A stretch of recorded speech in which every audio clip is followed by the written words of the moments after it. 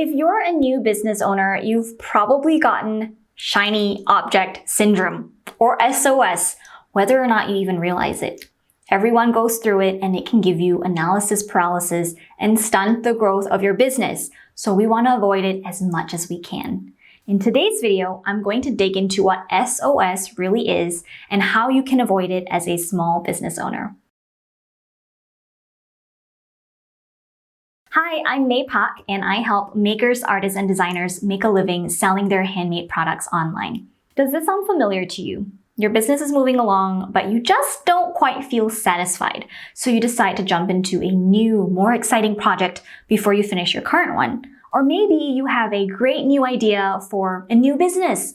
The only problem is that you already have a business that isn't really that successful yet, so how can you just start a new one without neglecting the current one? According to a study by Inc. magazine, 9 out of 10 business owners have admitted to falling into the shiny object syndrome trap. And honestly, it is so easy to see why. Most of us entrepreneurs have a fantastic quality in common. We love to create, to move, to generate new ideas. And while this part of us is what makes us good at what we do, it can also hurt us. That's why it's so important to know how to recognize SOS and when to keep it at bay. So what exactly is shiny object syndrome?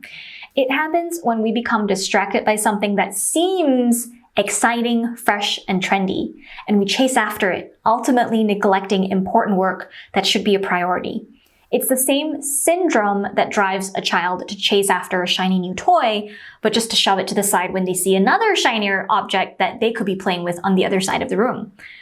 The business owner equivalent might be making a new product, chasing after a new marketing strategy, or even an idea for a totally new business that you ultimately don't have the capacity for. Now, SOS doesn't always have to be a bad thing, because after all, it is good to stay on top of the market, but it can get bad fast. And when it does, it can lead to an inability to finish projects, poor organization and planning, falling behind, and worst of all, wasting money and time. In short, SOS could seriously hurt or even kill your business. If you've ever felt that hamster wheel feeling like you're never really getting anywhere, yeah, that's probably because you have had SOS. But don't worry.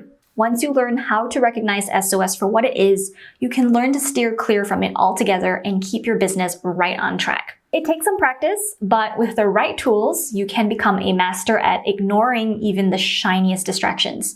So let's get into what most business owners tend to get distracted by so you can recognize when it's happening to you. You probably saw this coming, but social media is one of the shiniest objects of all. Social media marketing is necessary for any business, but we spend way too much time tinkering with all the new features. Here's the thing. New trends are usually never the next best thing. They're called trends for a reason because they tend to disappear just as fast as they popped up. That's why I'm personally rarely an early adopter on new features on social media. I know that social media alone is not going to make or break my business or help it go from slow sales to full-time paycheck. So instead of wasting precious time on all the new social media bells and whistles, I like to focus on doing the bare minimum. Like a thoughtfully written out post that leads to a great landing page is a tried and true tactic that I know works. So why waste time on a risk just because it's trending? There are more important things to do in your business. Stick to what you know works so you can spend that valuable time working on the rest of your business or on more effective ways to get sales. It's not just social media that can be a huge and dangerous distraction. It's also just social media in general. We get sucked into our competitors' Facebook pages and Instagram posts and then get totally lost in comparisonitis. Stay away from comparisonitis. Because as tempting as it is to see what your competition is doing, I guarantee you that the time you're spending scrolling through their page, they're spending that time making their business better. So stay focused on yours. Instead of spending time on your competitor's page, focus on consistent effort in 1 or 2 marketing initiatives in your own business. I recommend daily media outreach, email marketing, and paid ads if you have the budget for that. Keep it simple, focus on what matters, and do not get lost in the zombie scroll. On a similar note, vanity metrics can be a huge killer to online business owners.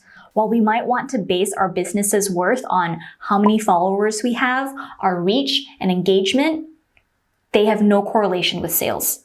At the end of the day, sales and profit are the most important numbers, not likes, comments, or followers. Now, I know followers can indicate how far your business is reaching, but if you really think about it, they're pretty weak indicators because they point you in the wrong direction. So what if TikTok or IG Reels help you get a ton of reach? Because sure, it's great that more people have seen your product, but if you have no way to convert that reach into traffic to your shop and then convert that traffic into sales, then reach by itself is meaningless. You don't want to chase metrics just because they look good if they have no impact on your bottom line. Instead, focus on making sure your website is user-friendly so you can actually reel in those sales. And also focus on getting people from your different sources of traffic over to your website. Another SOS distraction I see way too often is following too many gurus. Now, coaches are important and having that guidance can make a huge difference. I would not be where I am today without having invested in a few coaches along the way. But if you're following 3 or more different coaches, then you just end up being confused because you'll have this inconsistent mixture of ideas and different philosophies to follow. Because everyone is going to have a different philosophy, right? So you'll be pulled into way too many directions until you just become overwhelmed and ultimately lose focus.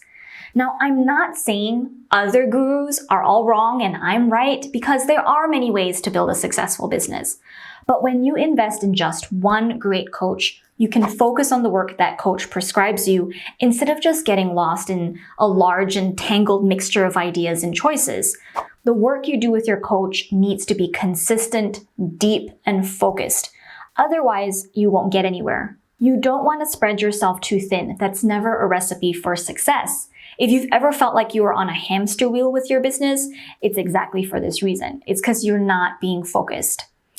On that note, you might find that friends like to give well-meaning but unsolicited advice. You don't have to take every piece of advice you get. Trust your own gut and follow the feedback that is best aligned with your business. Finally, falling for sales and special offers can be a huge hindrance to any business owner. Now, I know how tempting it is to have the latest and greatest crafting equipment and supplies, and I know it's important to stay on top of the game. However, if you're consistently breaking the bank to buy the latest products and supplies, then you might lose money buying things that you really don't need or even had plans for to begin with. Or you might find a deal on some software that seems like a steal, but makes you rethink all the other software you've been using and took the time to build and get familiar with. If this sounds personal, it's because it is. That just gets messy. So don't let sales phase you. Trust that you know your business best and don't be tempted to fix what isn't broken. I know that a lot of us can suffer from pretty bad FOMO, or fear of missing out. We can't help it when we see a competitor with the latest equipment we can't really afford, or notice that other businesses have more followers than we do. We can easily fall into a pit of jealousy and resentment. Just know that these feelings really don't help anyone. So next time you notice yourself getting a bad case of FOMO, try to channel that energy into diving into your existing projects. Sometimes all you need is a boost of confidence, and you can get that by simply getting through your own to-do list and staying on top of your priorities. If you ignore your to-do list and waste a few hours on vanity metrics, you will end up behind and you'll start feeling even worse. We all fall into SOS at some point or another, but when we know what to look out for, we can do a pretty good job avoiding it altogether. Next time you find yourself getting distracted, I want you to head back to your priority list and start checking things off. Do the good work. And over time, you will learn how to create a lifestyle and environment for yourself that removes all distractions and SOS so you're focused on doing that good work. Because ultimately, you'll get the most satisfaction from staying focused and helping your business grow rather than chasing after new opportunities that are ultimately wasting time and money. Have you ever gotten shiny object syndrome? Tell me about it in the comments below. And while you're at it, be sure to subscribe to my channel and like this video so it helps it get seen by more people. And stay on for the next video to start. See you in that one.